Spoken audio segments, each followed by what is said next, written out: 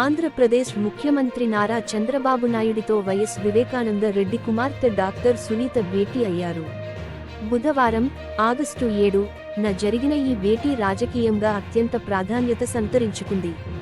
అంతకు ముందు అంటే చంద్రబాబుతో భేటీకి ముందు డాక్టర్ సునీత ఏపీ హోంమంత్రి వంగలపూడి అనితతో భేటీ అయ్యారు. ఈ భేటీలో డాక్టర్ సునీత తన తండ్రి వైఎస్ వివేకానంద హత్య కేసుపై చర్చించారు. కేసు వివరాలను హోంమంత్రికి వివరించారు.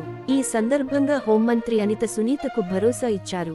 సిబిఐ విచారణలో ఉన్న కేసు సత్వరమే పూర్తయ్యేలా చూస్తానని పేర్కొన్నారు. ఈ కేసుకు సంబంధించి సునీతకు సంపూర్ణ సహకారం అందిస్తామని కూడా చెప్పారు. వివేక హత్య తదనంతర పరిణామాలను హోంమంత్రి దృష్టికి తీసుకెళ్లారు. గత ప్రభుత్వ హయాంలో స్థానిక పోలీసులు హంతకులకు అండగా నిలిచారని, వారిపై చర్యలు తీసుకోవాలని సునీత కోరారు. కేసు విచారణ జరుపుతున్న సిబిఐ అధికారులపై తప్పుడు కేసులు పెట్టడంతో పాటు సాక్షుల్ని బెదిరించి పోలీసులు కేసులు నీరుగార్చే విధంగా వ్యవహరించారని తెలిపారు. దీనిపై అనిత దోషులకు శిక్ష పడేలా చూసేందుకు ప్రభుత్వం చిత్తశుద్ధితో పనిచేస్తుందన్న హామీ ఇచ్చారు.